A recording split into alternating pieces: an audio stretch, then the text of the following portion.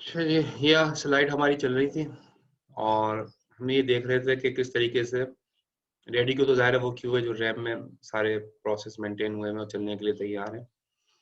लेकिन हम ये देख रहे थे कि रेडी क्यू से किस तरीके से कोई प्रोसेस जब चलते-चलते उसको रोक दिया जाता है। अगर कोई आईओ की रिक्वेस्ट आ जाए तो आईओ क्यू में डाल दिया जाता है या उसका टाइम स्लाइस उसका अगर एक्सपायर हो जाए तो फिर भी उसको जो है रोक दिया जाता है और दोबारा से उसको रेडी क्यू में डाल दिया जाता है ताकि उस नेक्स्ट टर्न पे जब उसकी बारी है तब उसको चलाया जाए। या फिर फोर्क का चाइल्ड का मतलब क्या है?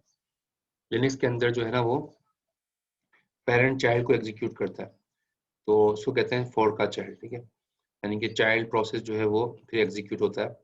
तो अगर चाइल्ड प्रोसेस को एग्जीक्यूट करना होता है तो पेरेंट को रोक दिया जाता है। तो यहाँ पर इसने पेरेंट को रोका और चाइल्ड दोबारा से रेडी क्यू में चला गया। ठीक है, या फिर वेट फॉर एन इंटरप्ट, या भी इंटरप्ट का वेट करेगा। तो ये इंटरप्ट आ गया, तो कोई भी इंटरप्ट आ गया माउस हार्डवेयर का या सॉफ्टवेयर का, तो उसका वेट करेगा और इंटरप्ट कंप्लीट करने के बाद दोबारा से उसको रेडी क्यू में डाल दिया जाएगा कि यानी कि जब इंटरप्ट आएगा तो ये दोबारा रेडी क्यू में चला जाएगा कि जब इसकी बारी आएगी दोबारा फिर चलेगा। ये कुछ वजूहत थी जिसके जरिए से यहाँ पर दिखाया गया।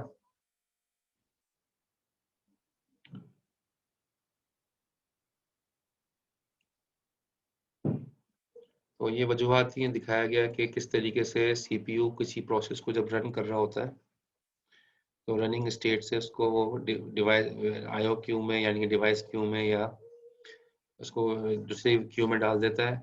बट किसी भी वजह से टाइम स्लाइस एक्सपायर हो जाए, इंटरप्ट आ जाए, कोई भी वजह से जो है वो उसको दोबारा से रेडी क्यू में ले आता है, चलाते चलाते रोक के। दूसरे लफ्जों में रनिंग स्टेट से उसको रोक के रेडी क्यू में ले आता है। कुछ वजूहत है, कोई भी वजूहत हो सकती है उसकी। तो ये क्यूज इस तरह मेंटेन होती है। आईओ की जब रिक्वेस्ट आएगी आईओ क्यू मेंटेन होगी, टाइम स्लाइस एक्सपायर हो जाएगा तो टाइम स्लाइस वालों की सबकी क्यू मेंटेन होगी। चाइल्ड इस तरह से इंटरप्ट आएगा तो इंटरप्ट की वजह से जो है उसके लिए क्यू मेंटेन करेगा और बार बार उसको दोबारा रेडी क्यू में डालता चला जाएगा। तो ये थोड़ी सी क्यूइंग डायग्राम दिखाई थी कि इस तरीके से आपको आइडिया हो गया होगा कि किस तरह से क्यू मेंटेन हो रही होती हैं और उनको जब रोका जाता है तो वो किस तरह बार बार रैम में दाखिल होती हैं रेडी क्यू के अंदर ताकि उसको एग्जीक्यूट कर सके। होती तो रैम में ही है लेकिन उनकी रेडी क्यू मेंटेन होती रहती है। क्लियर होगी?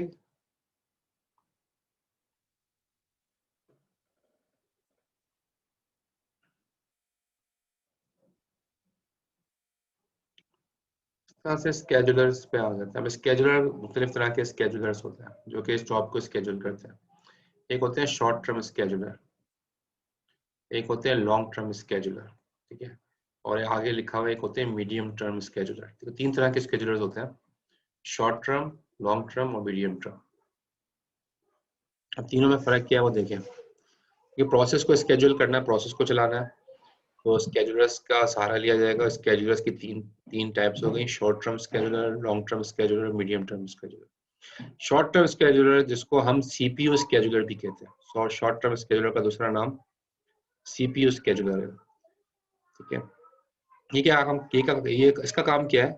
It selects which process should be executed next and allocate CPU. अगला प्रोसेस कौन सा चलने वाला है सीपीयू को असाइन होगा, अगला प्रोसेस कौन सा चलेगा सीपीयू को असाइन होगा। ठीक है, यानी कि सीपीयू कौन से प्रोसेस को चलाएगा अगले, तो वो ये डिसाइड करेगा शॉर्ट टर्म स्केजुलर। दूसरे लफ्जों में ये समझ लो कि ये रेडी क्यू से पिक करता है। शॉर्ट टर्म स्केजुलर का काम यही है, रेडी क्यू से पिक करेगा, यानी कि जो रैम में मौजूद है प्रोसेस उनको पिक करेगा रेडी क्यू से और सीपीयू के हवाले करेगा, इसलिए इसका नाम सीपीयू स्केजुलर है। ये रेडी क्यू से पिक करके सीपीयू के हवाले करता है ताकि उसको एग्जीक्यूट करवाया जाए। तो कभी कभी ऑपरेटिंग सिस्टम के अंदर सिर्फ एक ही स्केजुलर होता है, शॉर्ट टर्म स्केजुलर। छोटे ऑपरेटिंग सिस्टम होते हैं उनमें एक ही स्केजुलर होता है कि वो रेडी क्यू से उठा के सीपीयू को दे देता है चलाने के लिए। और यहाँ पर लिखा है short term scheduler is invoked frequently. इसका मतलब ये है कि वो बार बार कुछ मिली सेकेंड्स के बाद जो है दोबारा से बार बार ये इन्वोक हो जाता है, बार बार चलता है ये शॉर्ट टर्म स्केजुलर, क्योंकि उसको प्रोसेस के हवाले करना होता है, सीपीयू के हवाले करना होता है प्रोसेस को। और प्रोसेस चूंकि बहुत सारे होते हैं जो रेडी क्यू में मौजूद है, तो बहुत जल्दी जल्दी ये अपना जो है इन्वोक होता है, ये शॉर्ट टर्म स्केड्यूलर हर कुछ मिली सेकेंड्स के बाद।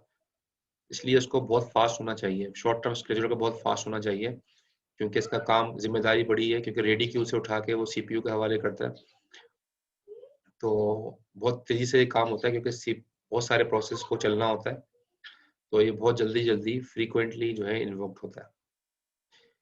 ये बात क्लियर हो गई, शॉर्ट टर्म स्केड्यूलर किसे कहते हैं। लॉन्ग टर्म स्केड्यूलर पे आते हैं। लॉन्ग टर्म स्केड्यूलर को हम जॉब स्केड्यूलर भी कहते हैं। Select which process should be brought in the ready queue. किस प्रोसेस को रेडी क्यू में लाया जाए, यानी कि जॉब जो मैंने आपको बताया था ना, जॉब क्यू बताई थी मैंने आपको। जॉब क्यू का मतलब कौन सी क्यूज होती है? जॉब क्यू जो कि अभी रैम में नहीं है, रैम से बाहर है, ठीक है, उसको हम कहते हैं जॉब क्यू। तो लॉन्ग टर्म स्केड्यूलर का काम ये है कि जॉब क्यू से उठा के रेडी क्यू में लेकर आना, ठीक है, जॉब क्यू से उठा के रेडी क्यू में लेकर आना। रेडी क्यू का मतलब क्या है? रैम में लेकर आना। तो जॉब क्यू से उठा के रेडी क्यू में लेकर आना, ये काम है लॉन्ग टर्म स्केड्यूलर का।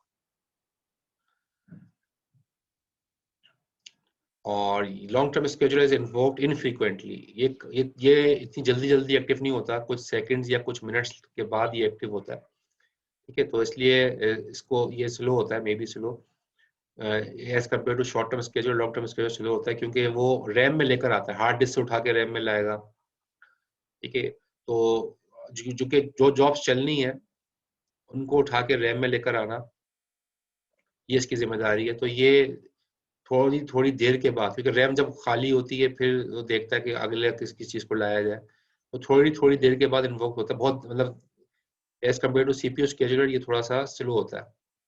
सीपीयू स्केड्यूलर बहुत फास्ट होता है। शॉर्ट टर्म स्केड्यूलर जो है जिसे या सीपीयू स्केड्यूलर बहुत फास्ट होता है, क्योंकि इसको फौरन रैम से सीपीयू के हवाले करना है। लेकिन यहाँ पर long term scheduler hard disk से उठाएगा, यानी कि जॉब क्यू से उठाएगा, जॉब क्यू से उठा के फिर रैम के हवाले करेगा, इसलिए इसका काम स्लो होता है और ये इनफ्रीक्वेंटली इन्वोक होता है।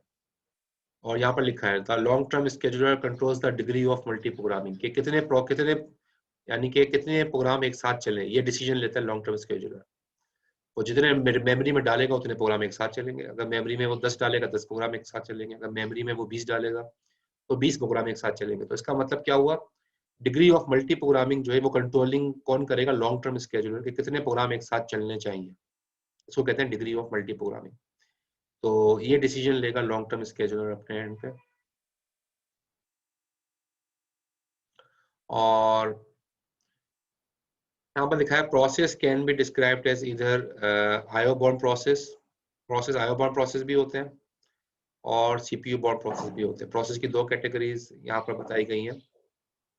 आईओ बाउंड प्रोसेस का मतलब क्या है कि जो आईओ पे ज्यादा टाइम देते हैं, spends more time doing IO than computation, यानी कि आईओ पे ज्यादा चल रहे होते हैं, इनपुट आउटपुट पे ज्यादा चल रहे होते हैं, कंप्यूटेशन कम चल रहे, सीपीयू को कम चला रहा होता है, अपना काम उनका कम होता है, आईओ का काम ज्यादा होता है। सही है, समझ में आ रही? यानी कि माउस के क्लिक होने पे कीबोर्ड के ऊपर ज्यादा इंहिसार कर रहे होते हैं ये प्रोसेस, आईओ का इनपुट आउटपुट के ऊपर ज्यादा इंहिसार कर रहे होते हैं। ऐसे प्रोसेस को कहते हैं आईओ बाउंड प्रोसेस।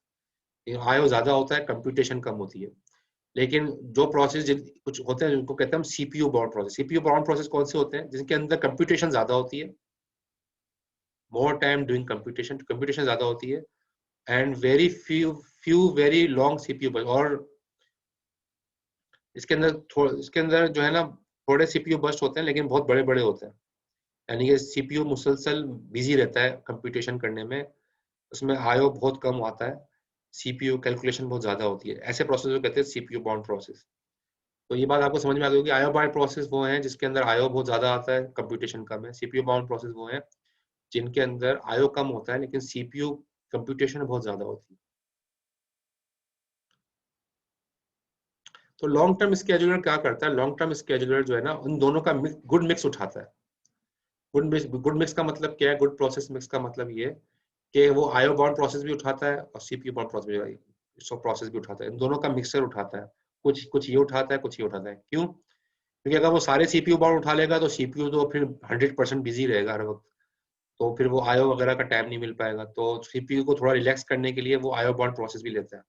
ताकि कोई कीबोर्ड या माउस से कोई की प्रेस करे या इनपुट आउटपुट का कुछ हो, वेटिंग टाइम थोड़ा सा मिले, तो सीपीयू को थोड़ा सा सांस मिले। ठीक है, तो उन दोनों का वो गुड मिक्स उठाता है कि सीपीयू देखता है सीपीयू कितना पावरफुल है, तो उसकी पावर को जज करके फिर वो इन दोनों का मिक्सचर देता है, कितने प्रोसेस आईओ के उठाने, कितने सीपीयू के उठाने, उतने उठा के वो long term scheduler job queue से रेडी क्यू में लेकर आता है। इस स्लाइड में कोई क्वेश्चन?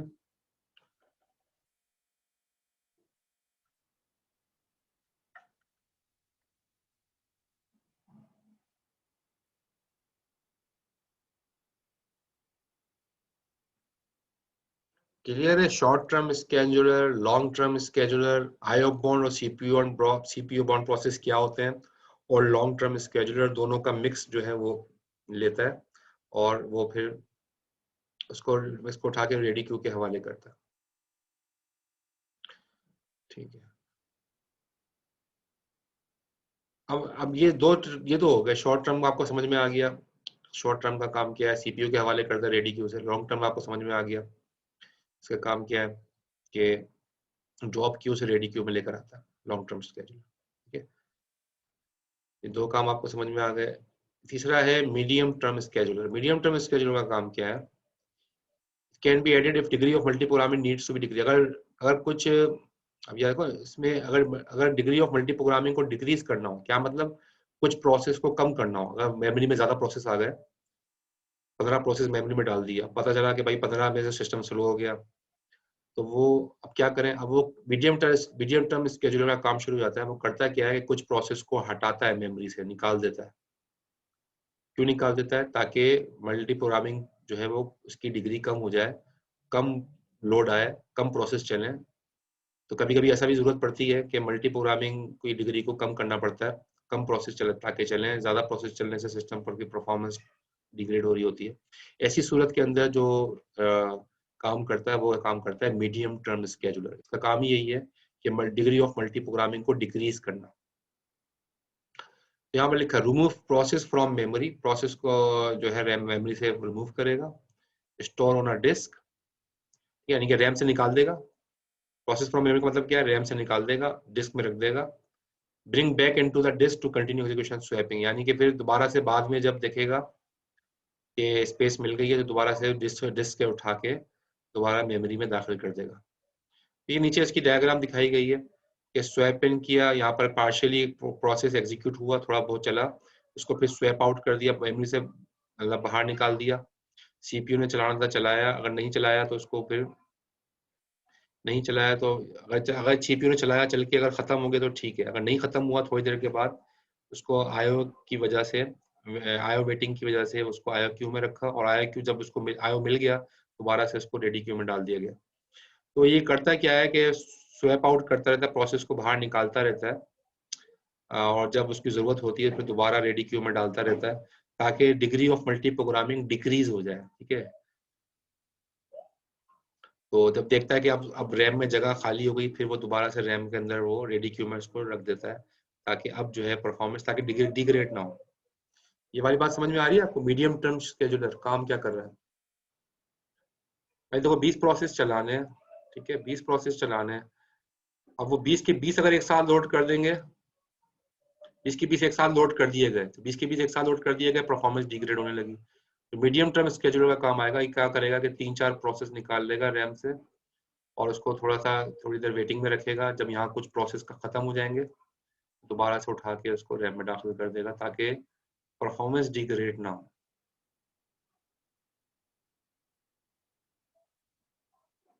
ये बात क्लियर हो गई? मीडियम टर्म शेड्यूलर का काम। अब मैं आपसे सवाल कर रहा हूँ, तीनों में से कोई क्वेश्चन पूछ लें, short term scheduler, long term scheduler, medium term scheduler, तीनों का काम, तीनों का डिफरेंस पता है? मैंने आपको बहुत डिटेल में बताया, तीनों का डिफरेंस पता चल गया? कोई क्वेश्चन हो तो कर सकते हैं, क्योंकि बाद में मैं सिर्फ लफ्ज ये नाम लूंगा short term scheduler, long term scheduler, मैं ये नहीं बताऊंगा इसकी डेफ करते क्या है, करने का काम मैंने बता दिया।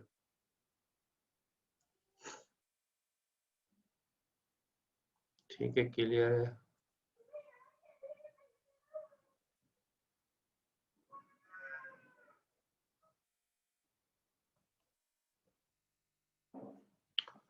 अच्छा चलिए, मल्टीटास्किंग इन मोबाइल सिस्टम्स।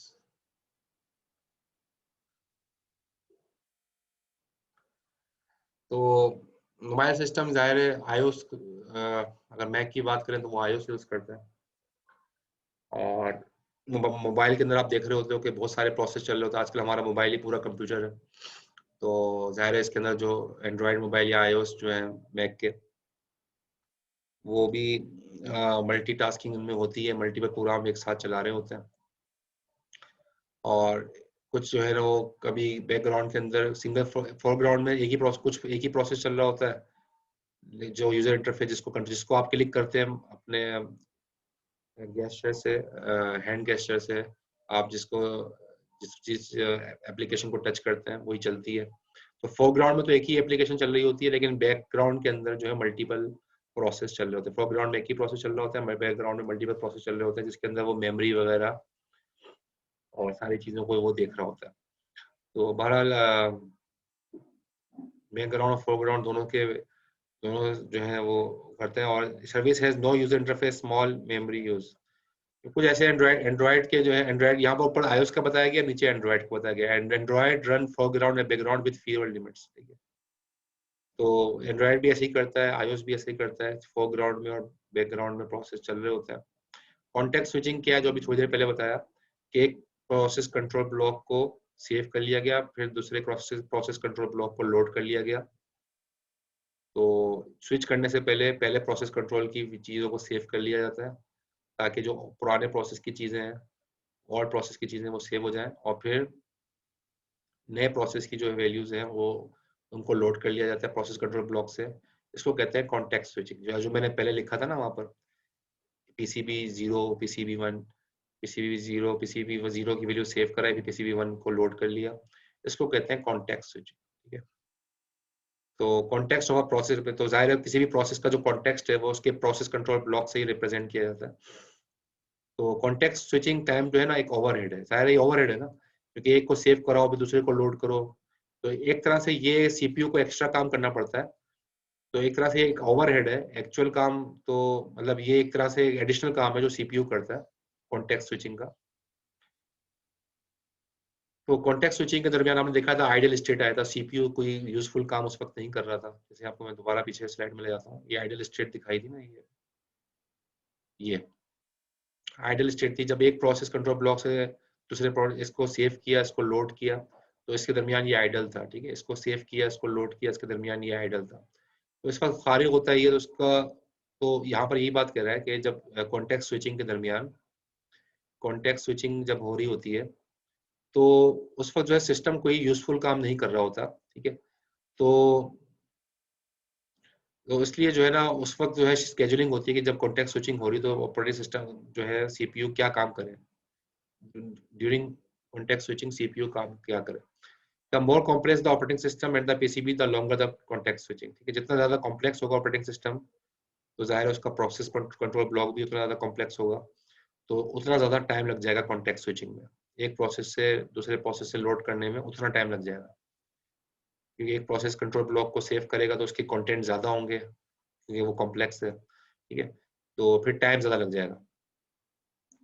तो time dependent on hardware support. अभी हार्डवेयर पे भी डिपेंडेंट होता है, सीपीयू कितना फास्ट है, उसके अंदर रजिस्टर्स कितने हैं, फास्ट कितना है सीपीयू। तो अगर सीपीयू जितना फास्ट होगा तो कॉन्टेक्स्ट स्विचिंग का टाइम जो है वो कम हो जाएगा। आजकल पता है आपको कोर i7 है, कोर i5, कोर i7, अब ये इनके क्योंकि मल्टीपल कोर्स यूज हो रहे हैं, तो मल्टीपल प्रोसेस कंट्रोल ब्लॉक जो है इसमें सेव हो रहे होते हैं मल्टीपल कोर्स के अंदर। तो फास्टर स्विचिंग होती है, इस वजह से जो है ये कॉन्टेक्स्ट स्विचिंग का ओवरहेड काफी कम हो जाता है।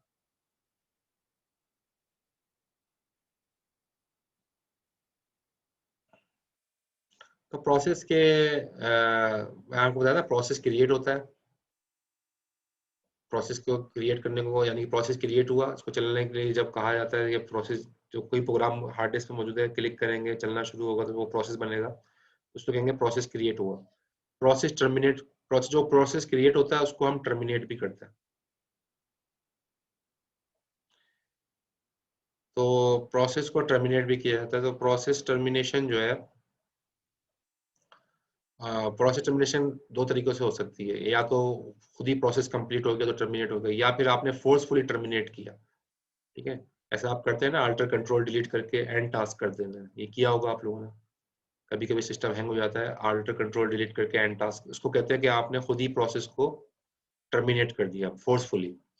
ठीक है, तो प्रोसेस तो बाय डिफॉल्ट खुद ही टर्मिनेट भी हो सकता है, फोर्सफुली भी इसको टर्मिनेट कर सकता है।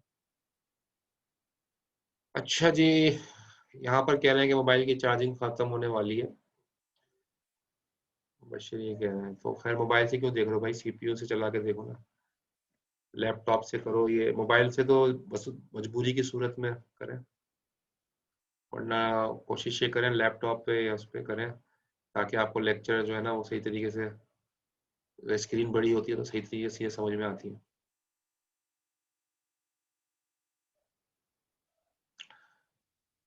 तो बहरहाल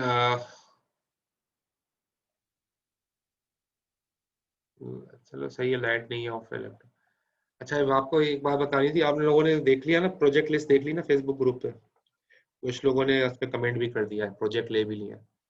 तो आप लोगों के पास ये वीक है, इस वीक के अंदर आप प्रोजेक्ट ले लीजिएगा, डबलिंग नहीं होनी चाहिए, जिसने पहले ग्रुप ने एक प्रोजेक्ट ले लिया, दूसरा प्रोजेक्ट वही वही प्रोजेक्ट दूसरा ग्रुप ना ले। नजर आ रहा होगा सबको जाहिर है फेसबुक ग्रुप में कमेंट में आके। तो फिर अगले वीक में फिर ना सीआर जो है वो लिस्ट बना देंगे, जो प्रोजेक्ट आपको असाइन हुए हैं।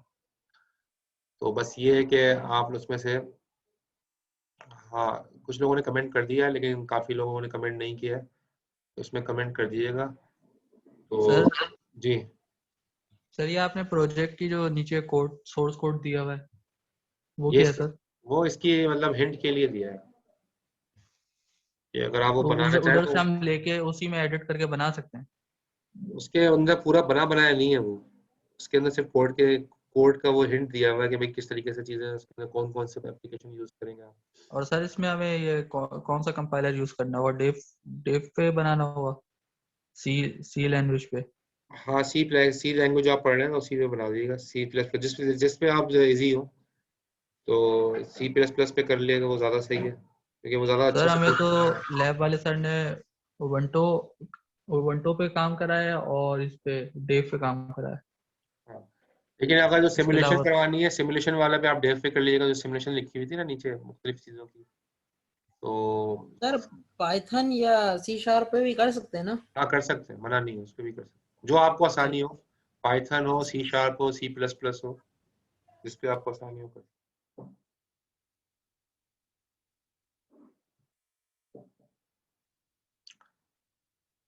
ये जब चैप्टर कंप्लीट हो जाएगा, चैप्टर 3 फिर क्विज होगा, अभी कंप्लीट नहीं हुआ है, अभी ये बाकी है, और अभी इसकी स्लाइड्स बाकी हैं, आधा चैप्टर भी नहीं हुआ है अभी। तो बहरहाल इसका जो है ना फिर क्विज होगा आप लोगों का चैप्टर 2 और चैप्टर 3 से, चैप्टर 2 का भी क्विज रहता है, और चैप्टर 3, तो चैप्टर 2 और 3 का एक ही क्विज बना के मैं लूंगा, क्विज 2, लेकिन अभी नहीं, जब ये चैप्टर कंप्लीट हो जाएगा उसके बाद।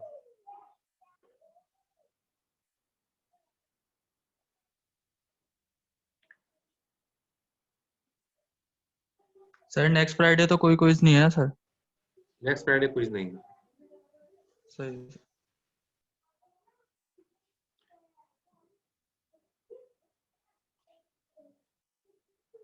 बस आप ये तैयारी रखिएगा क्योंकि दोनों चैप्टर का एक साथ क्विज होगा। तो अभी तक जो चैप्टर सेकंड का भी हमने कंप्लीट कर लिया, थर्ड हमारा तकरीबन 30% हो गया, 30-40% हो गया, बाकी बाकी है, तो इंशाल्लाह नेक्स्ट क्लास में हम कर लेंगे। हो सकता है मेकअप हमारी लग जाए पीछे, अगली क्लास से पहले हो सकता है मेकअप लग जाए सैटरडे को, तो वो देखेंगे, पता चल जाएगा जैसे स्केड्यूल होगी। तो जी क्लास एंड करते हैं।